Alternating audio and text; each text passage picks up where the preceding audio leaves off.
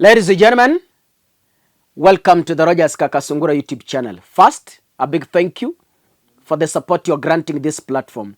The only way you can support Kakasungura is by clicking the subscribe button and turn on the notification bell. Back to politics. Things are changing in the Republic of Kenya. For a very long time, for decades now, Raila Odinga has been enjoying support from the entire Nyanza region. You know, Kenya is divided into regions, formerly provinces. So those provinces, they were turned into regions politically, a political name, regions. That's why unasikia Mount Kenya region, unasikia Rift Valley, unasikia Coastal region, unasikia Nyanza region, unasikia the Western region. Yeah? So, Raila Odinga has been having almost to 90% support from the Luo Nyanza region. That is, the Abagusi community and the Luo community from the Nyanza region. Now, I remember very well that previously Raila has also enjoyed support from the Western region, because in Musalia Mudavadi, even the current Speaker of the National Assembly have previously supported Raila Odinga. Wycliffe Ambeso Paranya was an ODM governor. So I will not be wrong to say Raila has also previously enjoyed support from the Western region. Now, how is Raila Odinga in danger? How is Raila Odinga's career hanging on a balance? I will explain myself. But first, can we watch what happened in Kisii yesterday?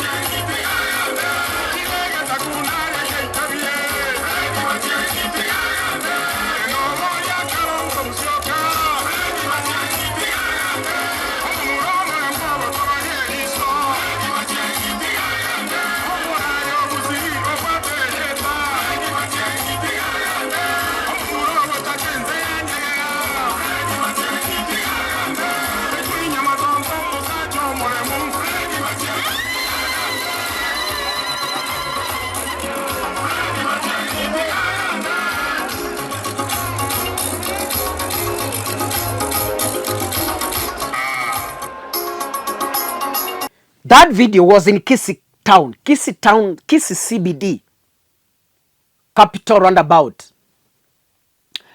And you can see thousands of people coming out to welcome Fred Matiang'i. You know, politicians, especially Raila and William Ruto, were waiting. Walikuwa wanangoja sana to see Matiang'i is going to Kisii. Will he be chased? Will he be welcomed? How many people will turn out? How many people will come? In fact, the Kisii CBD could not house the magnitude. That is why they decided to break into Gusii Stadium. The meeting was not scheduled to happen at the Gusii Stadium because we have a football match this weekend. That is tomorrow. Gor Mahia versus Shabana. So they were preparing the field. So because Kisii town CBD was so small, they decided to have the meeting at the Gusii Stadium. Ladies and gentlemen, it is crystal clear that Raila Odinga's political career is hanging on a balance. Raila has been a threat to governments because of the support base he has been enjoying in Luo Nyanza, in Gusii, and Western Kenya region previously. 90% of the support. These are the votes that Raila has been taking on that table. Look, if I announce demos today, I'll get this government out of power because I have strongholds, I have massive support. It is no longer the case. Kenyans have changed. I can confidently, with a lot of authority, say that the Gusii region have officially divorced Raila Odinga and William Ruto. They now have their own candidates, Fred Matiang'i. The Western region is also divorcing Raila Odinga and William Ruto. Look at the realignments in the Western region. Look at Natembeya. Look at Didmas Baraza. Didmas Baraza is also positioning himself. Natembeya is also positioning himself. Though a joker, but we can't dismiss him. Look at PK. Is it PK? Peter Salasia. PS. Look at Peter Salasia. Peter has been traversing counties to weigh his political influence.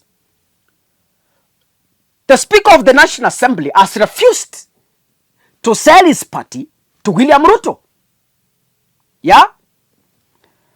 Now, where does this place Raila Odinga politically? In the Nyanza region, Raila Odinga now remains with only the Luo Nyanza. Yeah? For a long time, the Gusii people have been supporting Raila Odinga all along. That is why Kisii has produced ODM governors since devolution. The former governor,